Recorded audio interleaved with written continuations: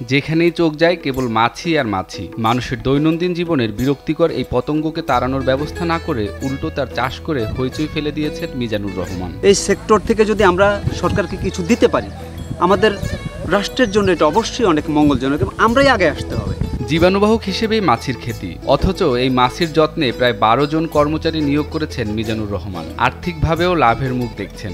শুনতে অবাক লাগলেও মাছির চাষ করে ব্যাপক সফলতা অর্জন করেছেন মিজানুর রহমান। মুরগি এবং মাছের উপরে মোটামুটি স্বল্প পরিসরে আমি পরীক্ষামূলক গবেষণা করলাম। করার পরে 2024-এ এসে এই নার্গিস অ্যাগ্রো ফার্ম প্রতিষ্ঠা করলাম। পৃথিবীতে হাজার প্রজাতির মাছির মধ্যে একটি প্রজাতির মাছি অপকারের বদলে উপকারে আসে, আর সেই উপকারী প্রজাতির মাছি বাণিজ্যিকভাবে চাষ করছেন মিজানুর রহমান। পৃথিবীতে আমার জানা মতে 2000 প্রজাতির মাছি আছে।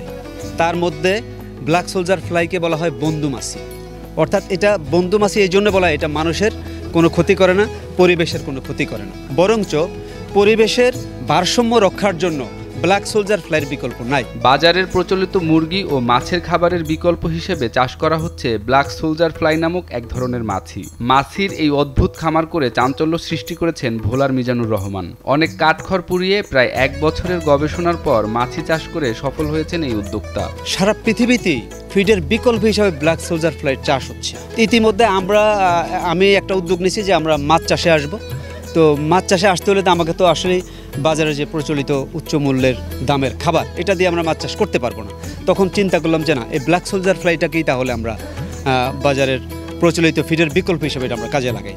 তখন আমরা এই কনসেপ্টটা মাথায় আনি এবং 1 বছর গবেষণা করি। ছোটবেলা থেকে কৃষির প্রতি অত্যাধিক আগ্রহ ছিল মিজানুরের। বিভিন্ন টেলিভিশনে কৃষি বিষয়ক অনুষ্ঠানের পাশাপাশি ইন্টারনেটে কৃষি বিষয়ক ভিডিও দেখে সিদ্ধান্ত নেন মাছি চাষ করবেন, যা হবে মাছ ও মুরগির বিকল্প খাবার। ছোটবেলা থেকে কৃষির প্রতি আসলে আমাদের একটা ঝোঁক ছিল আলাদা। কৃষি অনুষ্ঠানগুলি ছোটবেলা থেকেই দেখতাম, দেখে তখন থেকেই আমার এই কৃষির স্বপ্নটা লালন করছি।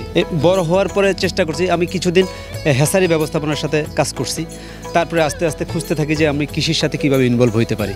মাছি চাষি মিজানুরের দাবি, ব্ল্যাক সোলজার ফ্লাই নামক মাছি মানুষ কিংবা পরিবেশের কোনো ক্ষতি করে না। এই মাছি বর্জ্য শুষে আমিষে রূপান্তর করে, এরপর সেই মাছিকে মাছ ও মুরগির খাদ্য হিসেবে দেওয়া হয়। যে ব্ল্যাক সোলজার ফ্লাই কখনো মানুষের ক্ষতি করে না এবং পরিবেশের কোনো ক্ষতি করে না। কেন করে না? আপনি দেখেন ঢাকা শহরে বর্জ্য ব্যবস্থাপনা, রাস্তার আশেপাশে বর্জ্য পড়ে রয়েছে, সেখানে পরিবেশ নিয়ে কেউ কথা বলে না।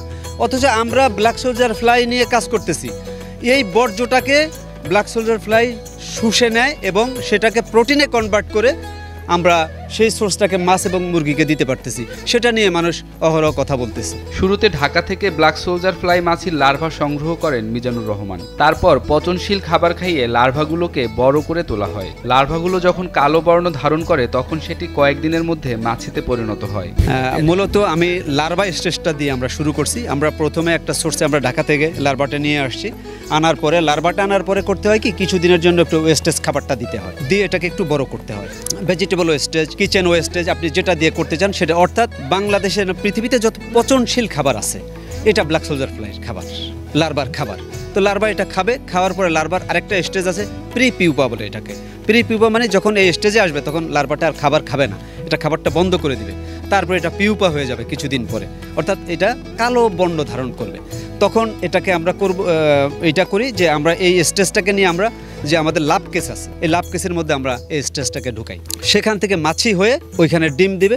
ডিম থেকে আবার আমরা ওই ডিমটা কালেকশন করে আমরা হ্যাচিং করব। হ্যাচিংয়ের প্রক্রিয়াটা 2 থেকে 3 দিন। সেখান থেকে যে লার্ভাটা ছোট আসবে এটাকে আমরা আবার আমাদের এই ঘরে এনে আমরা এই ওয়েস্টেজ খাবারটা দিয়ে আমরা বড় করব।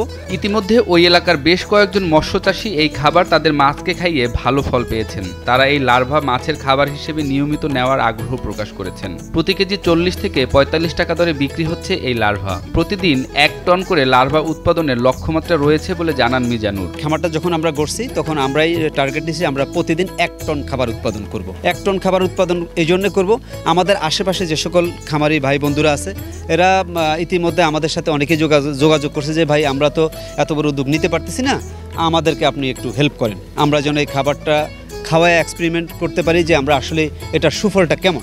বর্তমানে প্রতিদিন এ খামারে 100 থেকে 150 কেজি লার্ভা উৎপাদন হচ্ছে। সেই হিসেবে মিজানুর এখন মাসে আয় করছেন প্রায় 2 লাখ টাকা। আগামীতে বাণিজ্যিকভাবে আরও বড় পরিসরে মাছের খাবার হিসেবে এই লার্ভা বিক্রি করার কথাও ভাবছেন মিজানুর রহমান। আমরা আমাদের এই খামারটা 1 টন উৎপাদন করার সক্ষমতা আছে, হ্যাঁ, দৈনিক। তবে এখন পর্যন্ত আমরা 1 থেকে 150 কেজি উৎপাদনে আসছি 2 মাসে। যেহেতু এখন আমাদের আরও 2 মাস সময় আছে, আমাদের সিজন আসতে, আমরা ইতিমধ্যে ইনশাল্লাহ আশা করি এর মধ্যে 500 কেজি পর্যন্ত আমরা এবছর উৎপাদনে আসতে পারবো, 500 কেজি। মিজানুর রহমানের পাশাপাশি তার আরও 2 ভাই এই খামারটি দেখাশোনা করেন। একদিন এই খামারটি অনেক বড় হবে এমন স্বপ্ন এখন তারাও দেখছেন।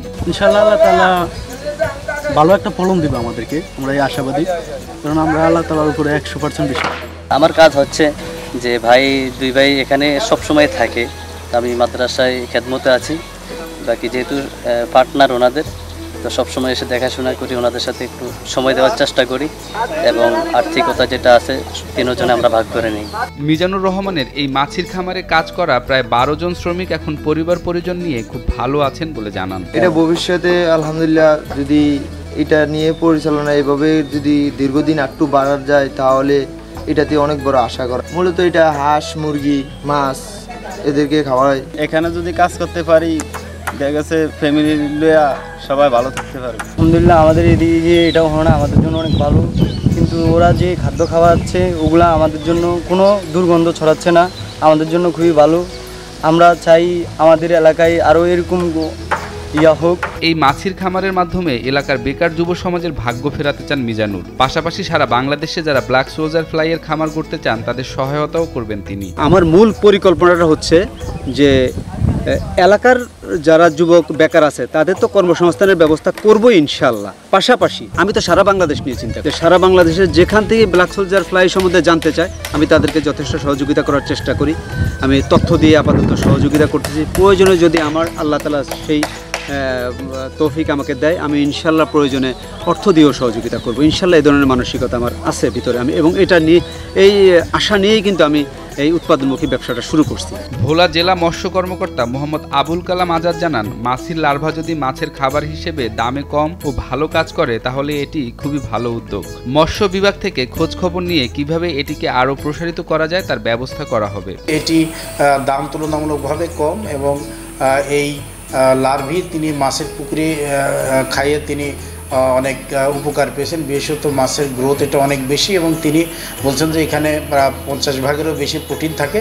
তো বিষয়টি আসলে গবেষণার প্রয়োজন রয়েছে যে আদৌ এই লার্ভিতে আসলে কতটুকু প্রোটিন থাকে বা এটি কতটা লাভজনক, এবং আমরা মাছের খাবার ব্যবহার করে যে আউটপুটটা পাই তার সঙ্গে এটার পূর্ণাঙ্গ একটা তুলনামূলক চিত্র যদি আমরা পাই তাহলে আমরা হয়তো অন্যান্য মাছ চাষিদেরকেও আমরা সাজেস্ট করতে পারবো এই লার্ভি ব্যবহার করার জন্য। 1 কেজি লার্ভা উৎপাদন করতে 4 কেজি ওয়েস্টেজ খাবার, আর এই 4 কেজি ওয়েস্টেজ খাবারটা কিন্তু এটা কিন্তু জৈব সার হচ্ছে। এটা আপনি কোনো কিছু আপনাকে ফেলাইতে হবে না, এটা কোনো ফেলনা কোনো কিছু নাই এখানে।